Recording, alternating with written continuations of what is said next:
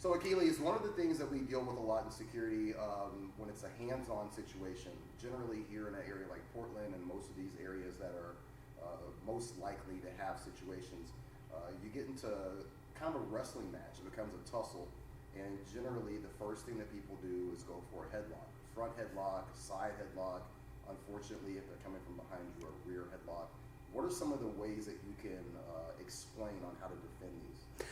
Okay, so philosophy for the whole headlock scenario is look down.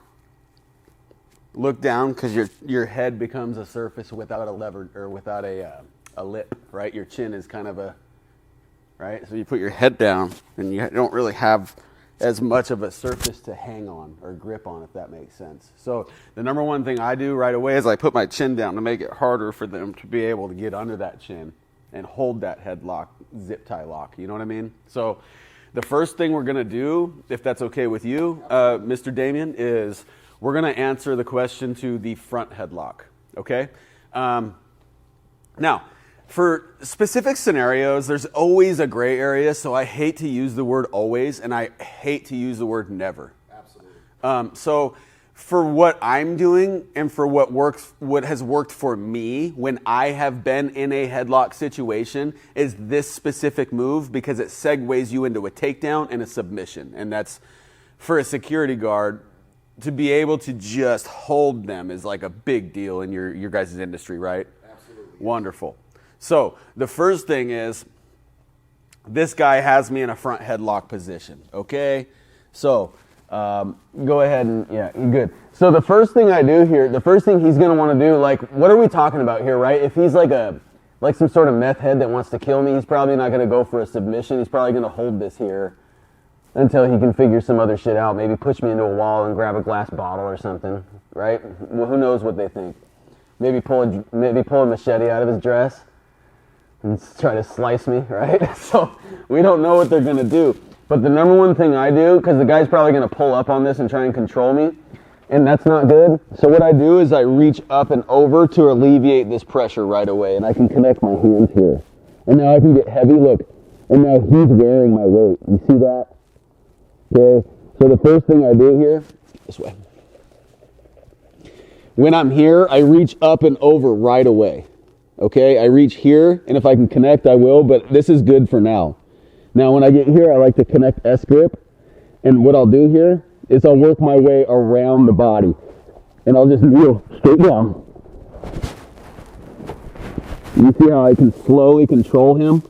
Now, when I'm right here, if his hand, if he doesn't let go of this headlock, he surely can't let go of it now. Try and get your arm out, Randy. He can't.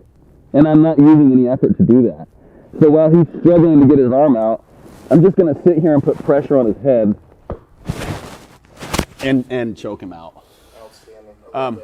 Now we're gonna do this a few different times, because even if you get that arm up and over the shoulder, you're a lot safer than you were. Well, one of my old coaches says you're in a lot less shitty position, right?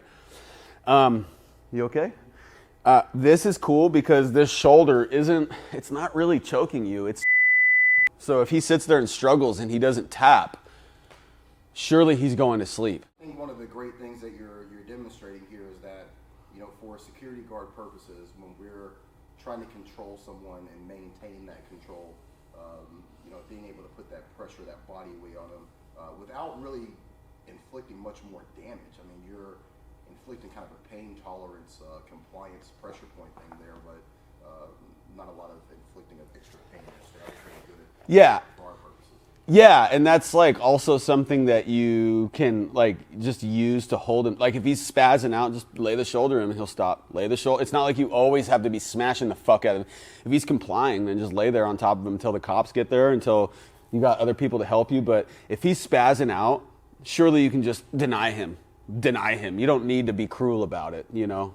But when we get back to this scenario now, he's going to have this front headlock. And what I do here, I reach over the top here, and I can connect here too. This is cool. Now, when I get here, I just hop across to where this knee, you guys, can you see me? Camera guys? Yeah. This knee is behind his knee. So when I kneel, It's already there. Now, if his arm pops out and I got this, I'm gonna mount right away and I can go to grapevine here. And he tries to get out, to escape to one side. I'll just post. He tries to get out, I just post. He tries to get out, I'm skydiving. You keep posting. Surely he'll gas out here. He can start climbing the tree. And this is what we want. Hey, right? Okay. So that's kind of what works for me in my front headlock scenarios. Remember, when you're here, still on good?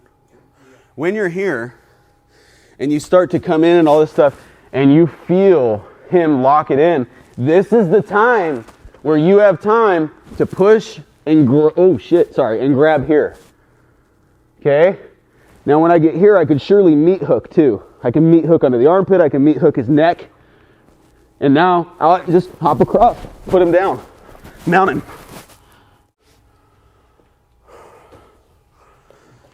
All right. So, question answered for the front headlock. Okay? That's the comprehensive front headlock system. It audibles. You can use this front grip also. If he starts going and he doesn't have it, and you take this hand, and you can alleviate the pressure by pulling down. Go ahead, Randy. Grab it. You can alleviate the pressure by pulling down and just inside tripping him and going right down. And now you can start to move to other things. Does this make sense? I can start to move the chokes, arm bars.